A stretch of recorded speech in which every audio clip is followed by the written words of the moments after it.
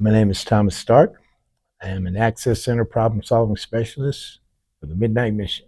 Those duties are to provide services, connect people to resources, to help resolve their homelessness, up to and including sending people back home. If they have a family member, say they're from New York or Mississippi, there's someone there that's willing to provide shelter for them on a permanent basis. I can buy a bus ticket, plane ticket, train ticket. If they need document acquisition in order to make it happen, I have funding for that. Do whatever it takes to get them where they need to be to resolve their homelessness. I have people that come who are pending evictions, 3-day notices, unlawful detainers, with mediation between the landlord and access center or problem solving. We're see if they will accept our funding in order to keep the person housed. And that's basically what I do, like in a nutshell. Other things too, engagement. Sometimes my engagements don't lead to providing services for people. Most of it be information, or some people just come here for a bottle of water. And we try to establish a relationship with them, let them know the services are here if and when they decide to come and take advantage of it. I've been to the Midnight Mission twice. I came here in 2007. I stayed for a week. I was working as a limousine driver, a VIP chauffeur for a reputable limousine company in Los Angeles area. And I had been clean about 5 years up to that point. And then I kind of fell off a little bit. And I came in here for about 7 days and got myself cleaned up. Once I got out, I was able to pretty much keep myself on even keel for a while. I knew about the mission, Midnight, because they used to have 2 catering trucks. They used to come back out in the 90s. And they would come out to a location, industrial in Alameda. And they had these big burritos and something to drink. And that's how I knew about it, because they had Midnight Mission on the side of the catering trucks. Not one of them, 2 of them. And they were basically staffed and ran by participants in the mission. So I knew where it was. I knew what it was about. And when I did make a conscious decision to take advantage of it, it was here for me. The new building I saw when they broke ground on here, because I was over in the Pro League program across the street. So I actually watched them build this place. And then I came here in 2007, so I knew where it was. In 2018, I suffered death of my family. My mother passed away, and then my dad passed away first, and then my mother about 6 months later. My dad, when he passed, it was okay. I was able to pretty much grieve without doing myself in, because I asked him on his deathbed, I says, "Are you nervous?" He said, "No." I said, "Are you worried?" He said, "Only one thing." I said, "What's that?" "You going off the deep end." So I promised him I wouldn't. And I was good until my mother passed. That came with a lot of guilt, because I wasn't, per se the model child. I was a problem child. I took my mother through hell. And she loved me right up until, she took her last breath. But that just brought off another set of feelings on me that I wasn't able to really process. And I do what I normally do when I get under pressure and can't manage feelings. I check out. I go find something to relieve the pain. And in my case, it was smoking cocaine. That's always been my drug of choice for relieving my issues and problems and dealing with things, coping mechanism. So I did that. I was familiar with it. It started with a phone call with my wife, who was also a recovering addict. And I would call her like once a week, every other week, just to let her know I was still alive. And she says, "Where are you?" I said, "Six and Gladys." She said, "Doing what?" I said, "You know what I'm doing." She said, She says, "Do you know you got a house out here?" I said, "Yeah." Closet full of clothes, cabinet full of food, beautiful wife, a job you can still go back to. "Where are you at?"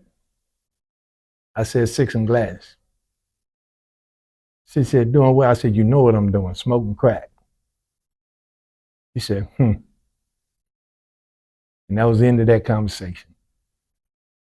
2 days later, I was across the street at this church right here, right on the corner, because at 4 o'clock in the morning, they serve hot soup, chicken soup for the soul. I was drinking my chicken soup, and the lights went on in dorm 1 over here early that morning. I seen those lights go on. And when them lights went on, the lights went on in me. And I remember that conversation I had with my wife. That was the day, that was the time, right up to that second, that I said, okay. And I walked across the street and walked in the front gate, and I met Larry Love, who was the advocate at the time, who was doing the intakes. And I came in here, and I had a short-term plan. I was only going to be here 6 months. That's all I was going to do, 6 months. I got in here, started going to groups, started, progressing through the levels. The program at that time was based on levels, level 1, 2, 3, 4, whatever. And I got assigned to the residential service desk. So I started handing out toothbrushes and, deodorant and blankets and whatever the clients that are in the program came to ask for that the mission provides. I was giving it to them. So I was being of service doing that. And I met Jeanette Rowe, who was the program director at that time. And see her come off the elevator every morning. I was like, who's that lady? Everybody's, oh, Jeanette. I'm like, who is that? That's program director. That's Jeanette Rowe. So I finally got a chance meeting with her. And maybe about a month after knowing her and engaging with her, we were in the office. She bought me lunch. And she says, you know what, Thomas? She says, I know you're a driver and all, and that's all you've been doing. And you told me that's all you want to do because that's your passion and da-da-da-da-da-da. She says, but I think you'd be good in this type of service. You might consider it around, oh, no, Jeanette, drive, And she says, okay, just think it over.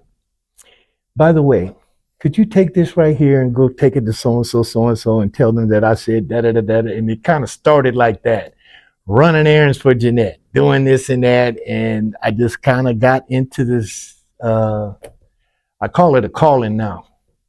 Driving is my passion. This is my calling, like a divine purpose type of thing. This is what my higher power wants me to be doing, being of service to other people. Got into the groove around here, never forsaken my recovery, volunteering and stuff. I always hit my groups and went to my meetings and did everything I could, try to be an inspiration to the other addicts and alcoholics that were suffering with me here. Because at the end of the day, the Midnight Mission was providing me and them a place of refuge from the things that ran us up in here. Whatever demons, whatever adversity, whatever it was that had us living and existing the way we were, once we come through those gates, the mission, the way it's structured, the way it's even built, I don't know who designed this place, but they did well. It's a refuge. And for those of us that are sick and tired of being sick and tired, we take advantage of that. Things started to reveal themselves for me that this is what I need to do. Because I thought all I want to do is drive. I was being of service, being a driver, because I was in the people business, providing transportation services to people. So I've always been kind of service-minded, but never on this level. I graduated, and I said, okay, I think I want to do this. I graduated in 2019. Came in here August 15th of 18, graduated August 15th of 19. And I hadn't accomplished anything in my life in a while. In other words, something I started, and I finished it. I didn't do it for mama, I didn't do it for daddy, I didn't do it.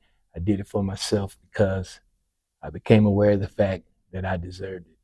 And that's basically anything that I do now for myself is because, sucker, you deserve it, man. About time. You know what I mean?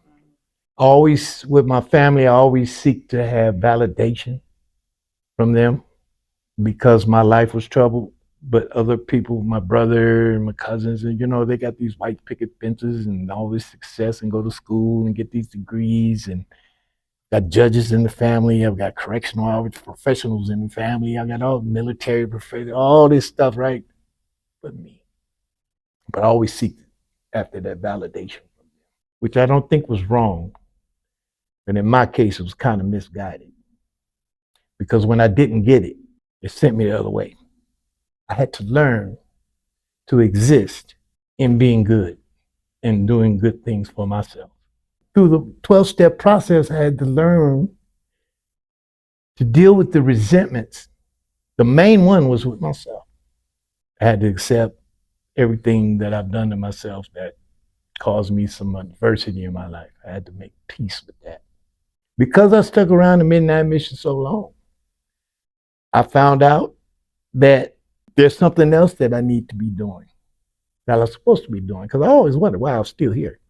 But my higher power kept waking me up every morning. It's a good thing. I see so much now. Further on in my recovery, I have 6 years in August. One day at a time. That stuff that ran me in here, I see it every day. What helps me with them is that I don't forget where I came from. They come here, and when they ask me for things, services, always remember that could be me asking me for a bed. I never forget that. Not sympathy, but an empathetic approach with them, because I get it. Yeah, I'm sitting up here at 65 years old. I'll be 65 in November. And I started living, or made a conscious decision that I want to live at 58.